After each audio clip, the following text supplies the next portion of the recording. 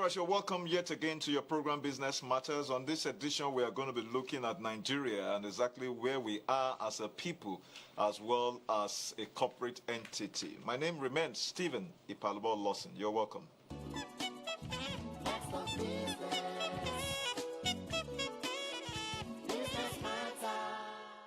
The world today is a lot of countries are facing so much of a challenge. We're asking ourselves whether we're making advancement or we're developing as a people.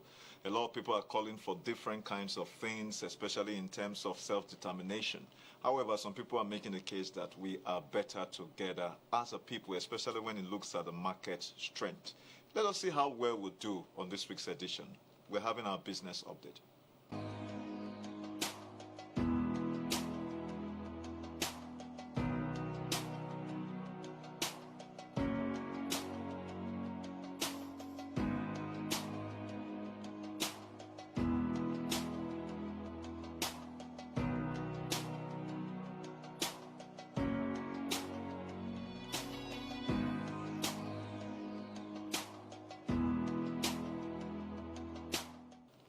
On Business Matters, our culture to invite a distinguished guest into the studio to help us do justice to the topic of the day. And today, joining me is no other person than a renowned engineer and the managing partner of MOBILITA, an automotive garage in Lagos.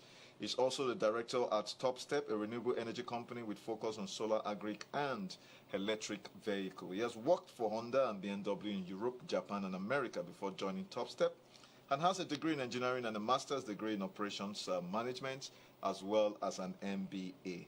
I'm talking about no other person than Engineer Ola Olawuyi. Join me as I welcome Engineer Ola Olawuyi, the managing partner of MOBILITA, as we discuss the topic, Nigeria and the way forward. You're welcome, sir.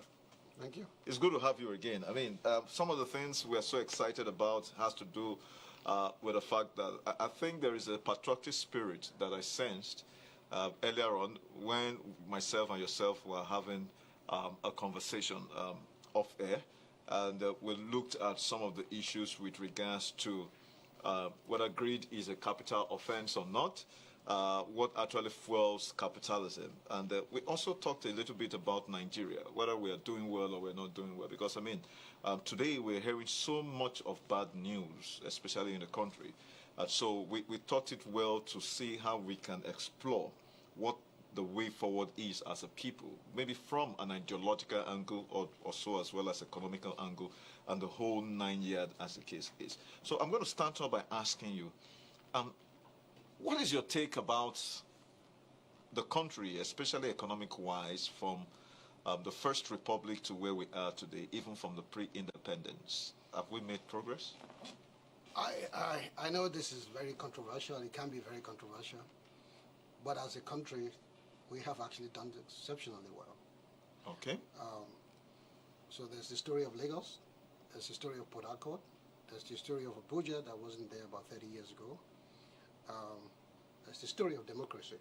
So we had to grapple with the military rule for a long time, and now we elect our leaders. I mean, it's not by all means perfect, right? And I'm looking at it as an aggregate, as a country. That's a question of choice. The fact that we have more private entities, right? Government playing less, and now we're able to take, even the banking industries and sectors expanded in a way unprecedented that you would say 20, 30 years ago. In the automotive industries, there are private schools, there are private hospitals.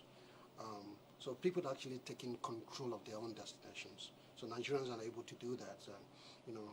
So, I mean, there's competition. So as an entity, and the fact that I did mention this earlier, the fact that Nigeria is the #1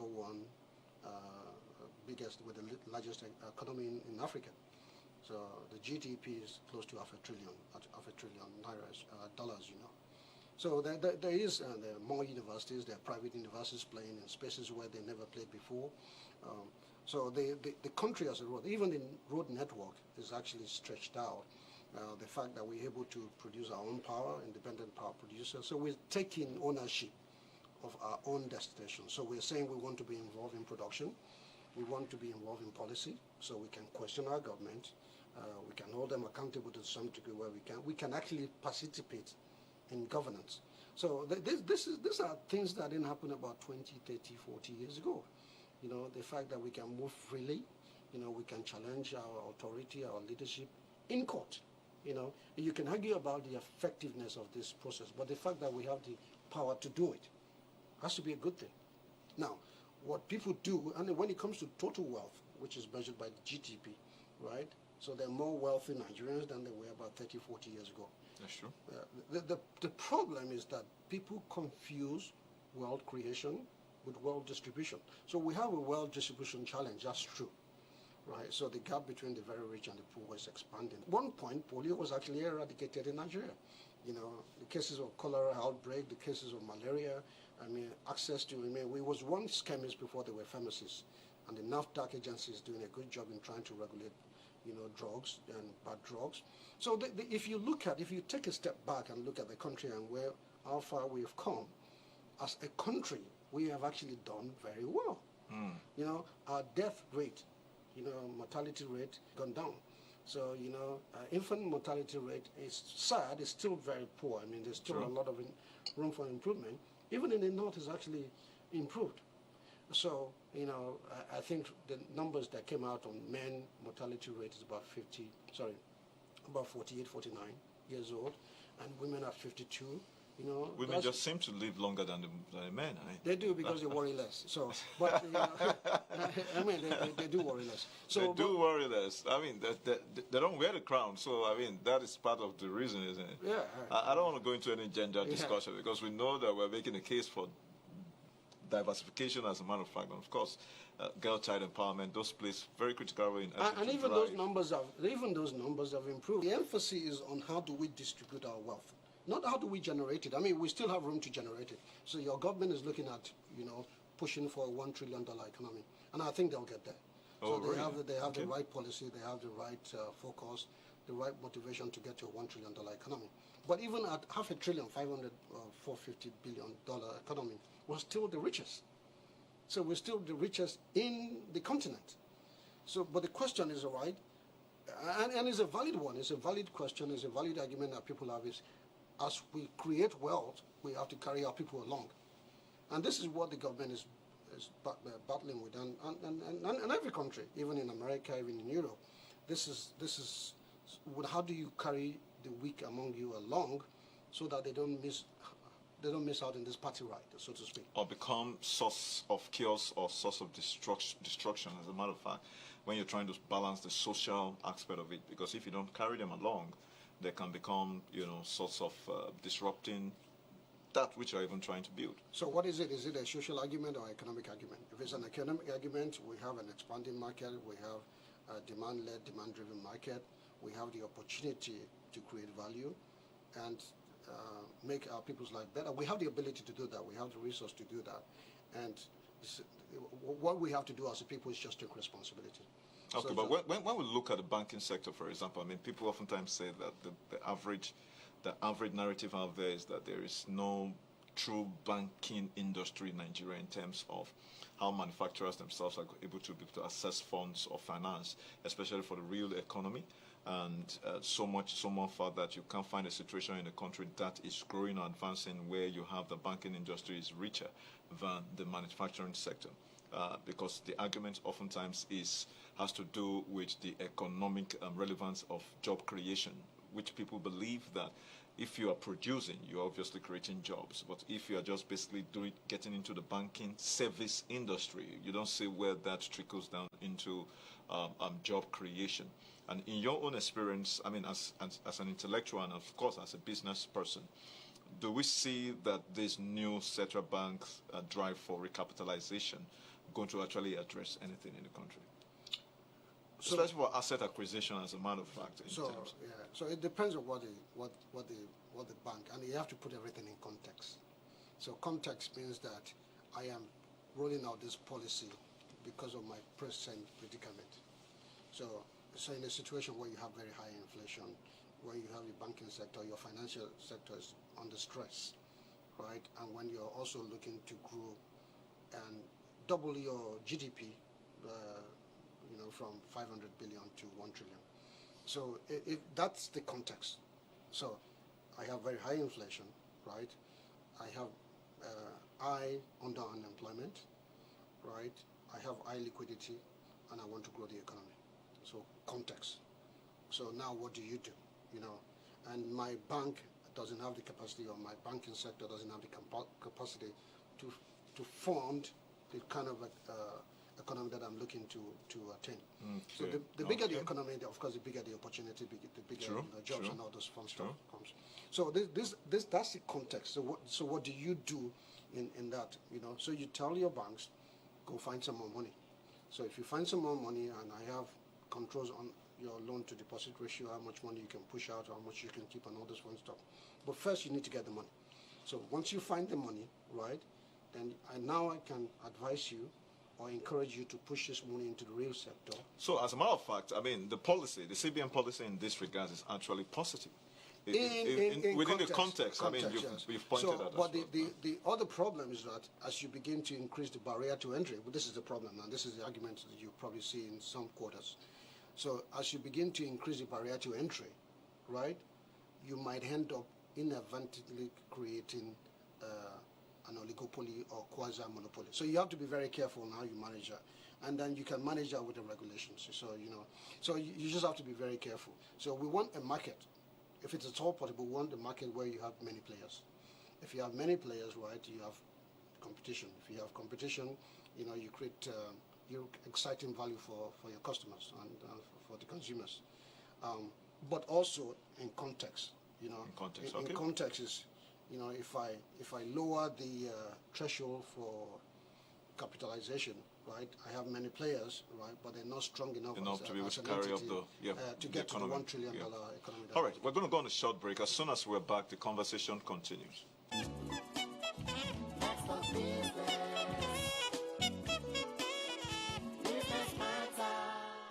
All right, if you've just joined us, you're welcome back. I'm in the studio with engineer Ola Olawuyi, and we're looking at Nigeria, the way forward. Before we went on a break, we looked at the present policy of CBN in the recapitalization of the banks. And of course, within context, I agree with you that it has its own positive aspect. But then again, there has to be a careful balancing act in that regard to make sure that we create a society that doesn't kick out so many people that have played a major role. But I want to quickly take you to the sector which I believe you have your forte in, the automotive sector, where several years ago we used to have all of those big brands in the tires subsectors.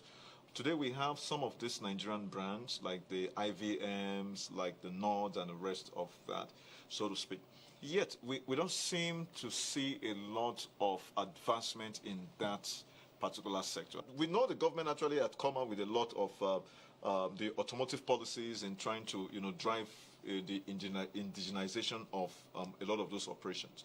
But yet, the global brands seem to have a larger market share than our indigenous brands.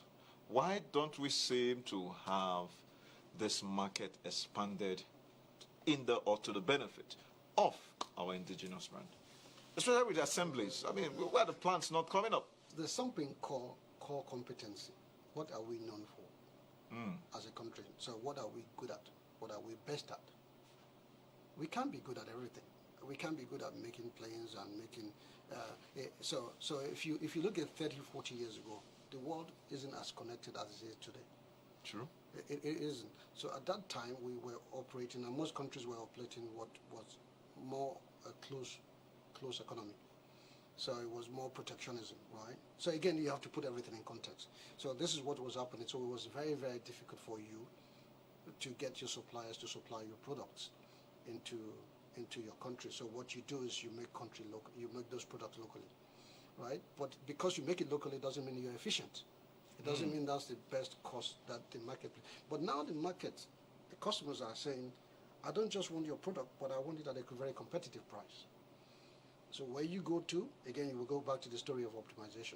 So you go to the guy that can do it the cheapest, can do it best, and can do it the cheapest. So this is the story, and this is the story that's... Is that in part of globalization? It's globalization. So that's the consequence of globalization. Globalization means that we seek people, we seek corporations, we seek companies that can deliver value the cheapest, wherever they are. because the world is connected. You know, logistics, you can just get a part from China and it will land here in 2 days. 20, 30 years ago, that was impossible. It would take weeks and months sometimes. Right. So it doesn't matter where they are. No, so the question we have to ask ourselves is this. Because we're also part of the world player, the global player, what are we good at that we can consume and export? So our core competency. One of the things I'd like us to touch on has to do with the mindset of the people. As a way forward, as a people, you and I know that life's engagement does not actually transcend beyond your ideas and your ideals. I mean, we talked about that off camera. And we see that the mindset of the average Nigeria doesn't seem to align with in terms of that's not to take it away from the average Nigerian being very hardworking. I think Nigerians are hard workers. And Nigerians are quite innovative to a large degree. Sometimes we think that their innovation actually pans into the negatives, where you see that the Yahoo comes in, the scam and all that. Nigeria seems to always be in the forefront with that. And of recent, I was listening to some rap music, a Tribe Called Quest album, which they released over 20 years ago.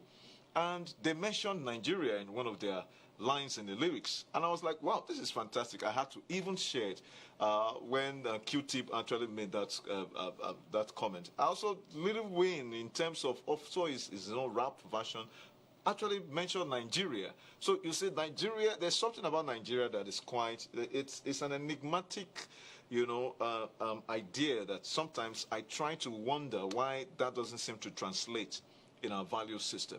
And so the mindsets, what one way should we look at in terms of ideas and the ideology that we should be able to drive as a people, even though we are from the north, east, west, south, and the south, as the case is? So the things are not as bad as we think it is. So let me give you an example so you understand. The GDP of the United States of America is made up of about 70% credit. So if you take credit outside of American GDP, right, an average Nigerian is richer than an American. Wow. Yeah, because most of the asset that we owe is fully, there's no mortgage. Whether it's your car, whether it's your wristwatches, whether it's your shoe, whether it's your furniture in your houses, whether it's your houses, they're not mortgage. So an average Nigerian, right? So the thing is that you need to inject liquidity into the marketplace. And the way that we do it, because production exceeds consumption pace, not necessarily in totality. So what you do is you inject credit. That's what they've done in the West. So access to capital. So we're saying these are very talented people. If you want to buy a car in Nigeria and it's 5 million naira, the chances are you probably have to save 5 million naira to buy it. In America, you don't, right? But your production asset is ready to produce right now and give it to you, right? In America or in Nigeria? In Nigeria and in America. Okay. They're both ready. So they're both ready. The guy that is producing the widget in Nigeria is ready to give you what you want now, right? But you can't pay for it because he has to wait 5 years. So you have a problem of velocity. So a disconnect between what the market wants. You want it right now. You want the car right now. But because you can't afford to pay for it, you have to wait 5 years. And my production asset has to be idle for 5 years, waiting for you. In America, you can get it. And the reason you can get it in America is not because you have the capacity. It's because you have access to credit. So your government right now is working on it. How do we expand credit? Yeah. For Nigeria? Yeah, Nigeria, the consumer credit. Yeah. Okay. They're really pushing this one. So they're really pushing this. So, and that's one way that you can inject serious liquidity into the marketplace. Yeah. Debt capital is another one. So you're looking at debt capital, you have a house, you have a car, you have clothes that you cannot pawn or you can't mortgage.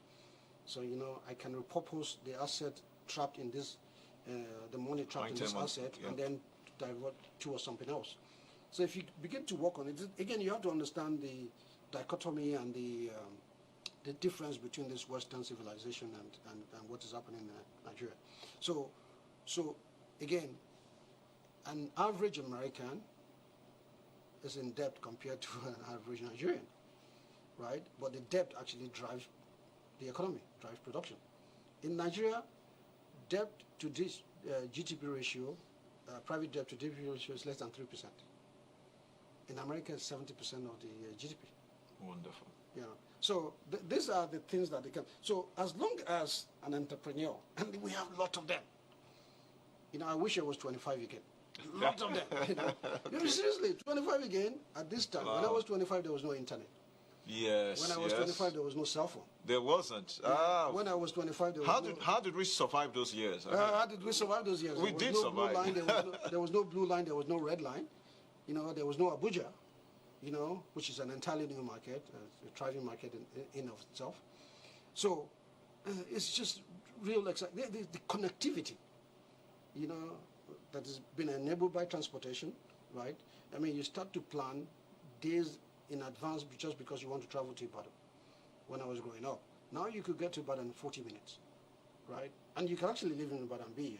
The trail, the NRC train that takes you to Ibadan is there now.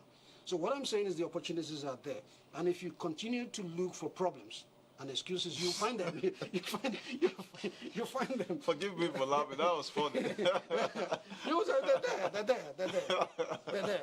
So, but again, maybe by design or by default, the fact that 60% of your population are under 26, under 24, come on.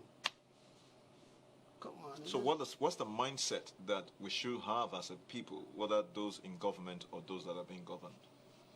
Think what I can do for my country, or not what my country can do for me. Okay.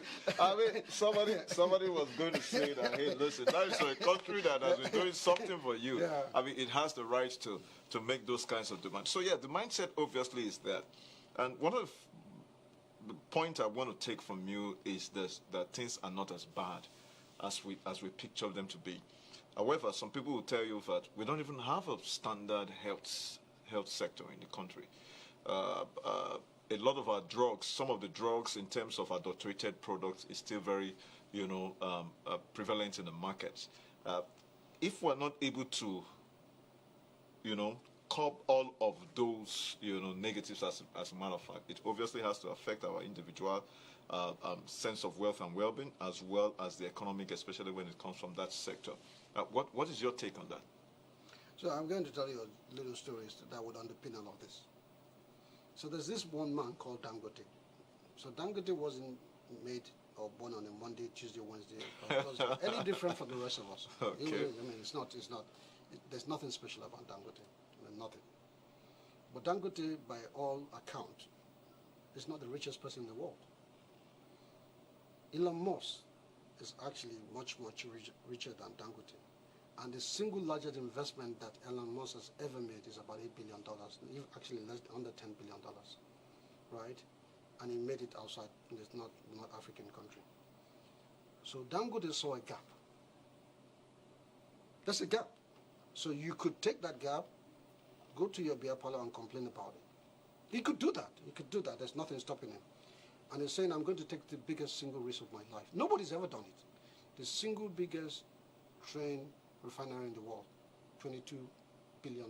It doesn't matter, it's quite significant.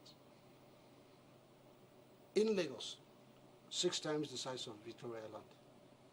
These are the kinds of opportunities that the Nigerian youth can't create, regardless of whether, I mean, it's easier when the government supports you, but if they don't, you can still make it happen.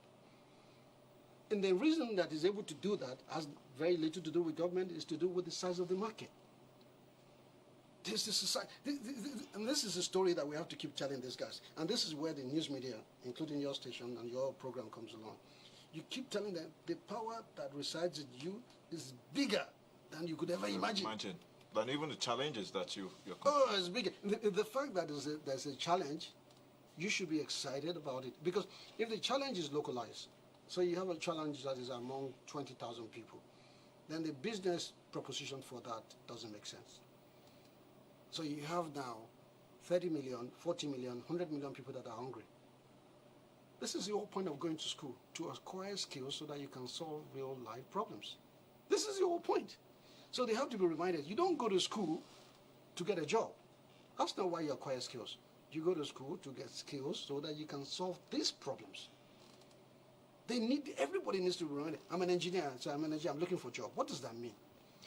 I am looking for an opportunity. It means you're looking for a job. What does that mean? It means I am looking for an opportunity to help you solve problems. Once you can be able to package it that way, I think people will start looking at personal responsibility. I can make this happen. I have to be part of this change. I have to make this happen. I have to make this. The guy is 60. I don't know, 60 something. Yeah. So that's what I'm saying. And if you have another one that wakes up one day and says, the problem that Dangote is looking to solve in the downstream sector, I want to solve the same problem in the L sector. All right. Yeah. I guess so much we've run out of time. This is. I hope we're going to have to extend this invitation another time. This is quite impressive. We're trying to put together some forum or conferences as a case might be. We'll let you know how that goes. Thank you so very much, Engineer. It's been a great pleasure. Viewers, there's so much we can bring to you on this particular interview section. Nigeria, the way forward, is a youth-centered economy. We can make it better. Please stay tuned.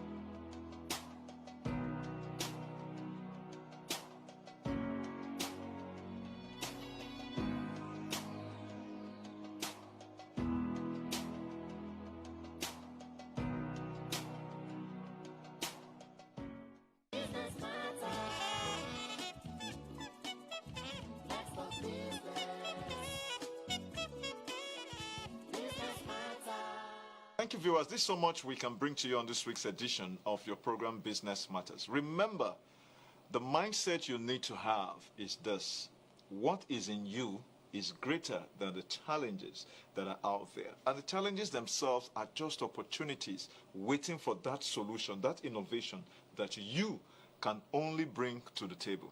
Make sure you take advantage of that, and we never can tell. You might just become another Dangote or another Elon Musk. It happens here in Nigeria. Bye-bye for now. My name remains Stephen Ipalubo Lawson.